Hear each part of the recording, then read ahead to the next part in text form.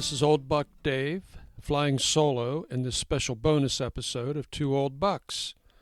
This is a true story I had published about 25 years ago, about something that happened about 60 years ago. I hope you like it. It's called The Drinking Contest. Ron's Dairy was a favorite hangout for guys in West Newton below the magic age of 16.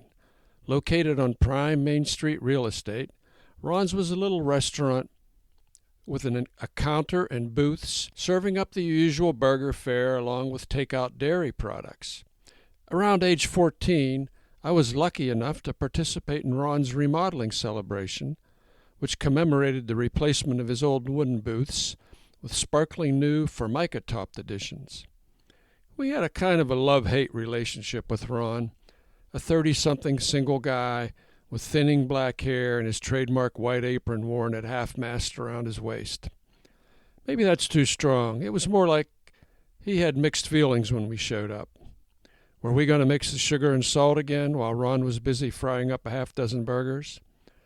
Were we going to fling greasy French fries at each other, scaring away the big-money customers? Or were we going to give Ron, a struggling small-town entrepreneur, somebody to talk to on a slow Saturday night? He just never knew, and neither did we. On the evening of the grand reopening, a couple of us decided to check out the place. Tom, Jim, and I, the West Siders, waited for Danny down the street in front of the bank. Danny was hitching in from Suterville, a small town, smaller even than West Newton, about 3 miles downriver on the Youghiogheny. Ron, being an astute businessman, had concocted a powerful marketing ploy to draw in the hordes for his reopening. All the buttermilk you can drink for 25 cents. Now, I've always thought buttermilk suffered from an identity crisis. What was it really? It wasn't really milk, and it wasn't really butter. Milk and butter had reasons for being, real purposes in life, but buttermilk? Buttermilk was one of those netherworld amalgams, probably discovered by some farmer's conflicted wife. Should I finish churning this butter or peel the potatoes? Let's see if it's ready. Hey, this is different. I'll bet the children would love it. But think about it. When was the last time you said to someone, "Boy, I just love biting into a slab of rancid butter, taking a big gulp of milk, and swishing them around in my mouth till I get a nice lumpy consistency"? See what I mean?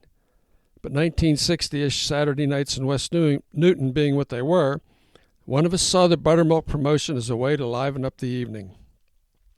"Let's have a buttermilk drinking contest," said Jim.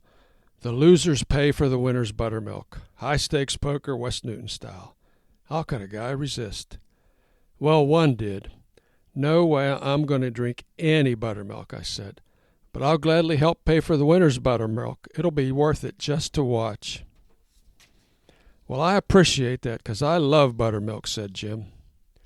The three combatants assumed their positions around the booth as Ron, with an excited grin, served up 3 12-ounce glasses of the clotted concoction. I gave the signal, and the contest was officially underway. Glug, glug, glug.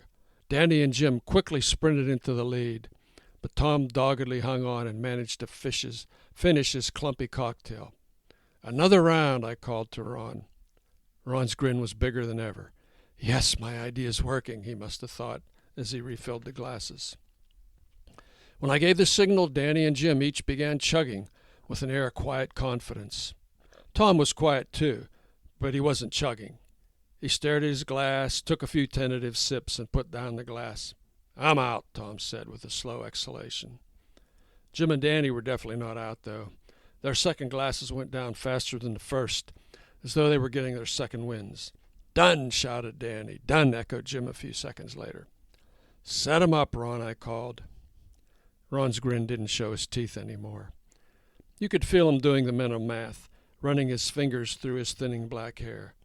Nobody was supposed to drink more than 2. His eyes glared at us.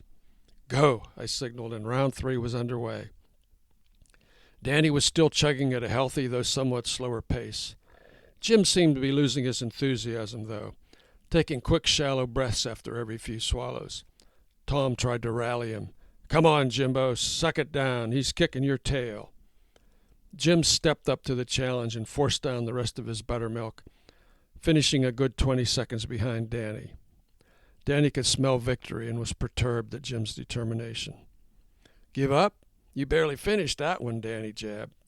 "No way you can drink another glass." Tom and I looked at Jim's now tightly drawn mouth and blinking eyes. We sensed that Jim was ready to quit, needed to quit.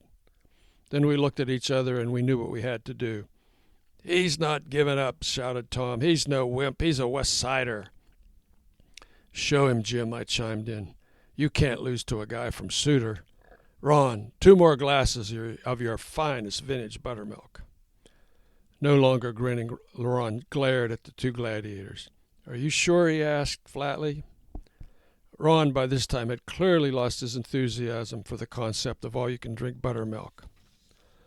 What if this drinking contest idea catches on, he must have wondered. Where did I get such a stupid idea? "Of course they're sure," I piped up. "It's all you can drink, isn't it? That's what your sign says," added Tom. Danny and Jim eyed their glasses as Ron silently refilled them with the yellow nectar. "Round 4. Go," I called out.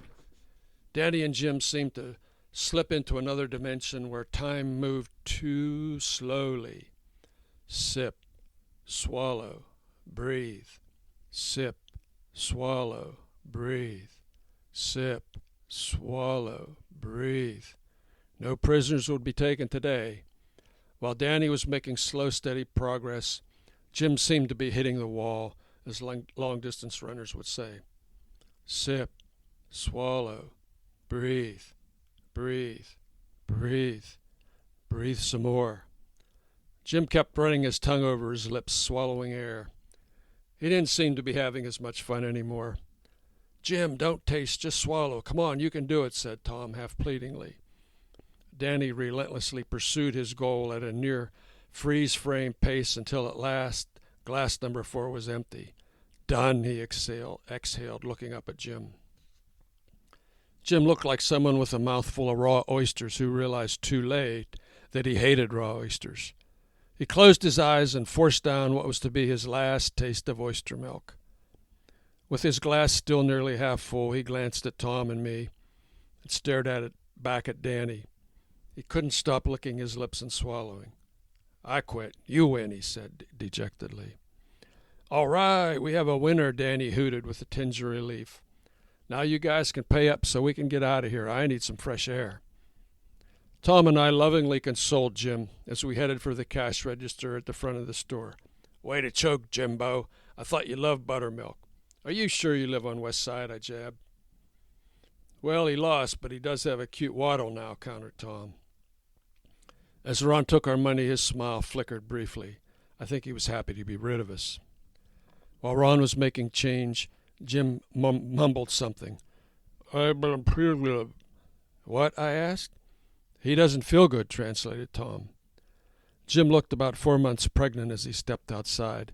He managed 3 wobbly steps when the explosion inside him sent a steamy yellow shower into the air. Another blast followed before he could get to the curb and latch onto a parking meter. We all showed our empathy in the only way we could, howling with laughter, slapping each other, and beseeching him to give us more. And Jim didn't disappoint us. Ron, staring at the spectacle through his front window, saw his bad dream turn into a nightmare. He shook his head wearily and with slumped shoulders shuffled away to get a bucket of water and mop. Danny was celebrating more vigorously than anyone, jumping up and down, spinning in circles, dancing down the street. "What a weenie, can't handle his buttermilk. What a wimp," Danny taunted. Then suddenly Danny lurched to a stop and looked back at us. It was as if he was receiving some secret radio transmission in his head, and the message was not good. His stomach was given the "launch all torpedoes" order, and he had no choice but to comply. Immediately, sheets of yellow gushed out of him, covering all the sidewalk that Jim missed. Danny's salvos made us laugh so hard we almost lost our own cookies. Jim rallied at the sight and joined in the celebration. "Weenie, weenie, weenie," chanted the West Side boys. Nobody cried over spilt milk that night, except maybe Ron. So that's my story, folks, and I'm sticking to it. I hope you enjoyed it. Dell has heard it before, so he bailed out today. We had some extra time on the clock and thought this might be too long to put in a regular session. So there you have it. Let us know how you liked it or not, and we'll see you next episode.